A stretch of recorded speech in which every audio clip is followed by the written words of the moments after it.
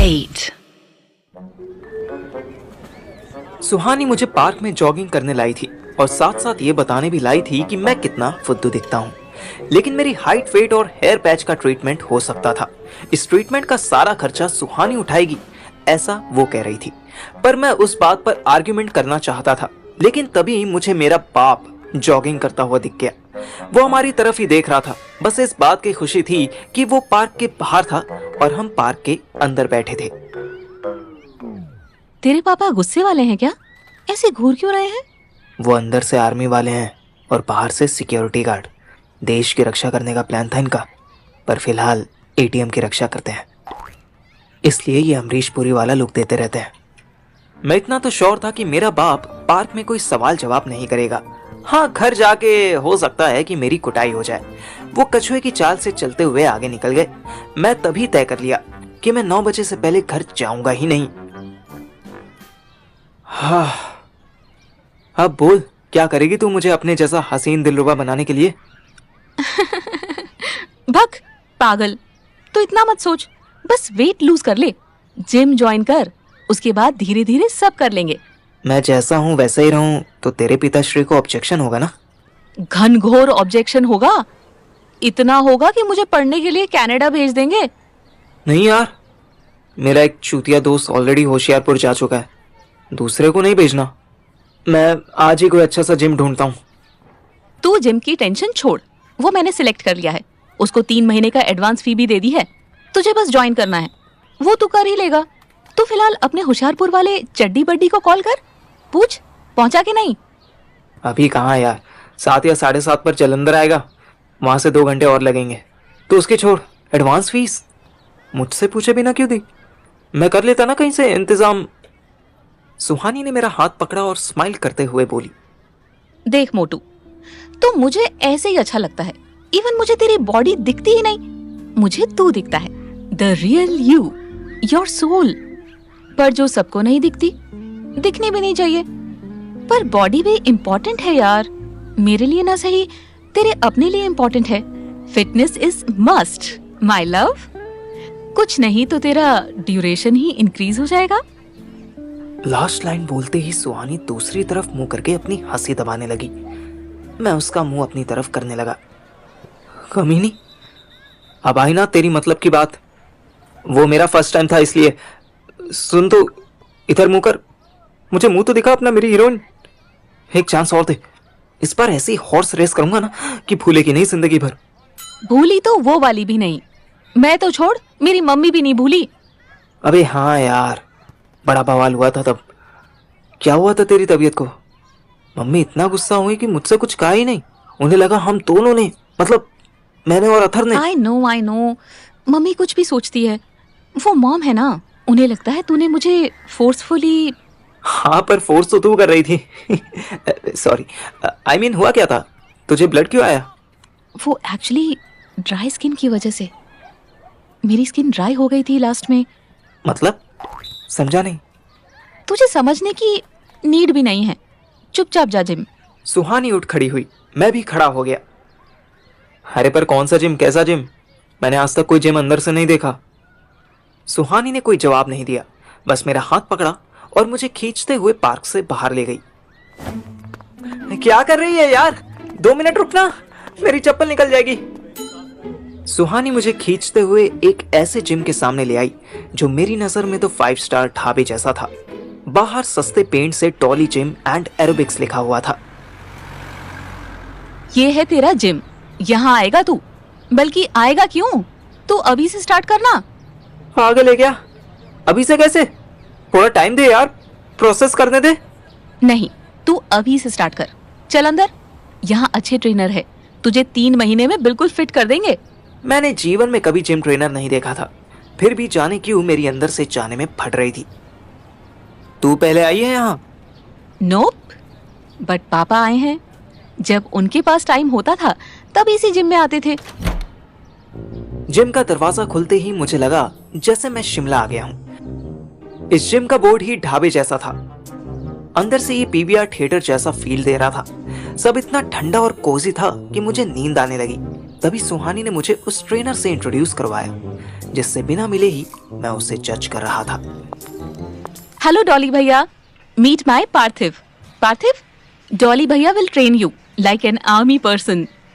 नहीं नहीं, army training नहीं चाहिए, और कोई देख लो, एयरफोर्स या नेवी चलेगी, पर आर्मी नहीं। मैंने डॉली भैया को एक नजर देखा तो देखता ही रह गया। उसके बाइसेप्स रोमन रेंज जैसे थे, उसकी हेयर स्टाइल भी अनोखी थी। वो कंधे तक लंबे बालों को पोनी टेल बनाकर बांधे हुए थे। चेस्ट देखकर ऐसा लग रहा था जैसे अभी टी शर्ट फाड़ कर बाहर आ जाएगी। ऐसा जॉन सीना जैसा आदमी मुझसे हाथ मिलाने के लिए अपना हाथ आगे बढ़ा रहा था। मैं डर गया कि कहीं ये मेरा हाथ कुचल ना दे। हेलो पार्थिव भैया, कैसे हैं आप? ओ बेंचो, ये तो डॉली भैया नहीं, डॉली डार्लिंग निकला। इसकी आवाज में इतना मक्खन किसने मार दिया? मैंने डरते डरते हाथ मिलाया। उफ, इसका हाथ ऐसा सॉफ्टी था जैसे टेडी बियर हो। डॉली भैया, इसको ट्रेन कर दो आज से ही। No no no no darling, आज तो नहीं हो पाएगा बिकॉज स्लीपर्स में जिम नहीं अलाउड है। I am so sorry babe. Parthiv, आप कल शूज पहन के आना, ठीक है? प्लीज। हाँ हाँ, ओके, मैं जाता हूँ अभी। मैंने धीरे से सुहानी के कान में फूंक मारी। अबे ये किस डॉली के पास ले आई है तू मुझे? सुहानी ने मुझे छटक दिया। ओह, कोई बात नहीं भैया, मैं इसको जिम दिखा दूं? ये इवनिंग में आ जाएगा। No problem darling, it's all yours. Suhani मुझे जिम दिखाने के लिए लाई और मेरे कान में बोली, डॉली भैया ने अपनी फैमिली से, सोसाइटी से, सबसे झगड़ा करके जिम खोला है। सब उनके इस तरह बोलने की वजह से मजाक बनाते थे, but he always wanted to be a gym trainer. वो तो ठीक है, पर तेरे पापा को डॉली में ऐसा क्या पसंद आ गया था? इधर मैं अपने लाइफ में आने वाले भूचाल से घबरा रहा था और दूसरी तरफ मेरा दोस्त अथर्व ऑलरेडी भूकंप के बीच में फंसा हुआ था। ओ उठा एनू, उठ जा बेटा, काके उठ। मासूम सा चेहरा बनाए अथर्व गहरी नींद सो रहा था, पर वो मोटी आंटी उसे उठाने में लगी हुई थी। सुबह के 6:30 बज रहे थे। आंटी का पूरा परिवार जाग चुका था। उन्होंने सोचा होगा कि जब हम सब उठ ही गए हैं तो हमारे आसपास कोई खुशी से कैसे सो सकता है। तभी वो लड़का उतर कर नीचे आया जिसने भिखारी को कूटा था। वो अथर्व का कंधा हिलाते हुए जोर से चिल्लाया, ओ उठ जाए पैंचो, नौटंकी ना कर कुड़ी वे। अथर्व एकदम से उठा। क्या हुआ? क्या हुआ? होशियारपुर आ गया? नहीं ओए, जलंधर आने वाला है, उठ जा। पर मुझे तो होशियारपुर जाना है। हाँ मैनू पता सी बेटे, पर हमें तो जलंधर जाना है ना। हमारे जाते ही तू अकेला हो गया तो कहीं कोई तेरा बैग ना चुरा ले। चल उठ, चाय पी ले, तेरे लिए भी ले ली है। क्या मुसीबत है बहनचोद, कभी चाय नहीं पीने देते, कभी चाय के लिए इतना सीरियस हो जाते हैं कि सोने नहीं देते।